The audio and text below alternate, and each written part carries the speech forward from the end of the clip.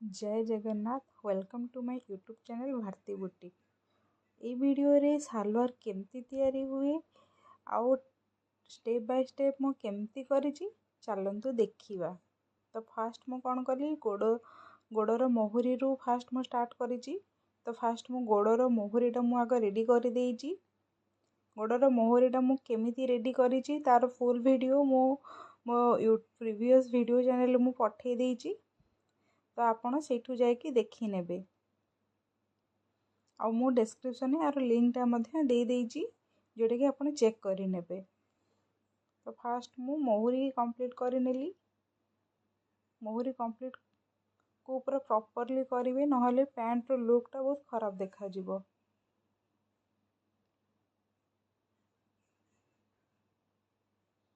तो मु मोहरीटा कंप्लीट कर देली।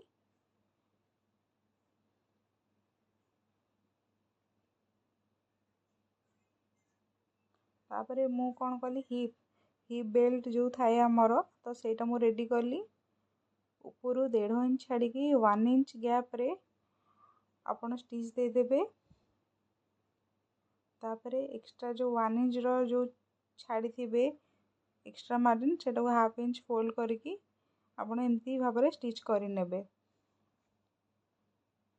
मोर ए बेल्टटा जितकी हिप मोर दरकार ताठू 2 इंच में एक्स्ट्रा मार्जिन रखी थिली काहे ना डोरी पसिबा पई 1.5 इंच मार्जिन आउ तळे 1/2 इंच घेर सिले हवा पई छाड़ी थिली। तो फास्ट हमको इजी लागिवो कोन ना फास्ट हमें 1/2 इंच रो मारी नबा।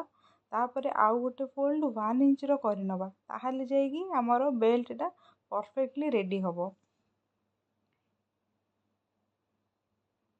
आउ सिलाई करने को भी इजी हम। बिगनर्स माने यही वीडियोटा को निहाती देखिए। एमती कले आपणकर काम बहुत सहज हम और सुंदर भी हम। तो ही बेल्ट मोर रेडी हो गला। तापरे मुझे कौन करी सीट जॉइंट करी। तो यहाँ जेहेतु मोर 3 मीटर कपड़ा मुझे तैयारी करिछि तो यार कुंचटा भी बहुत अधिका हम। फास्ट मु 2 पट जाक सीट मारी नेबी। आउ सीट सब बेले आप डबल स्टिच ही देबे।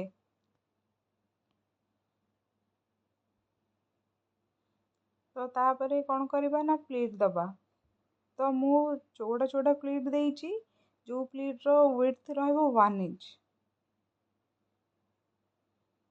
यदि आपण 2 मीटर कपड़ा नौचंदी ताहले तार प्लीट रो विड्थ 1/2 इंच रहबो।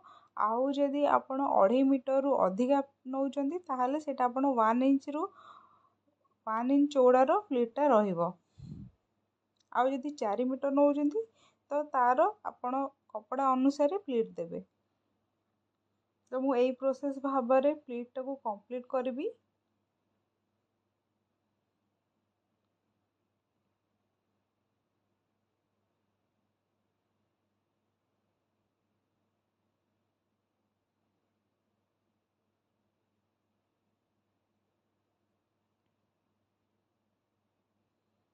जेतिकी पैंट पे प्लीट दरकार मु से हिसाब रे मार्किंग दे दी थाए आगुरु हिप बेल्ट को मापिकी।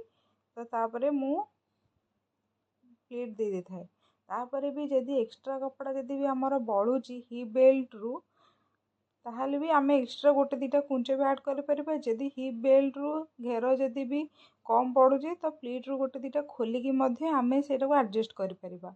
तो हिप बेल्ट हमर जेतिकी रहइबो से अनुसार ही आमर घेरटा रहिबो। आउ हिप बेल्ट मिडिल पोर्शन करिकी ही आपण जदि घेर लगेइबे ताहले आपणकर घेरटा पूरा परफेक्टली लागिबो। आ प्लीट मध्य ठीक रहिबो।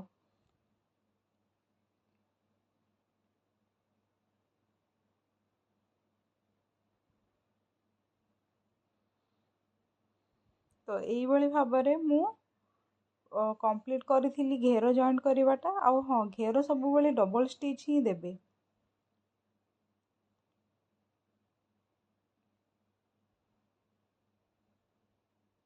तो एमती भाबरे मोर पैंट प्लीटा रोची। तापर एबे हमें कौन करवा साइड जॉइंट करवा। साइड जॉइंट आप फास्ट करेंगे कौन ना कपड़ा को कपड़ा थोइकी आग साइड मारदेवे। मोहरी को केते कौन मापिकी आपणकर जेतिकी माप थिबो से अनुसार मापिकी आपण मारी नेबे। भलसे भाबरे स्टिच कर नेबे थोइकी। जदि जदि तल पीसटा जदि बड़ हो कि तल पीसटा जदि छोट हो ताकू आम कौन करवा पुणी थे आम खोलिक ये करवा गोटे थर सिलाई कर सारापर सेकेंड थर कौन करवा ना पैंटा को साइड टे भिड़ी नवा तापर टाणी टाणी टाणी आ भिडियोटी जदि आपको भल लगे निहाती लाइक शेयर सब्सक्राइब निहाती करेंगे। जदि आउ किसी नुआ वीडियो देखा चाहूँगी तो कमेंट मध्यम जनइबे और यही भिडियोटी आपको केमिति लगिला सेटा कमेंट मध्यम जनइबे। एमती भाव में पैंट स्टिच करूँ आपणकर पैंट पूरा परफेक्ट हम।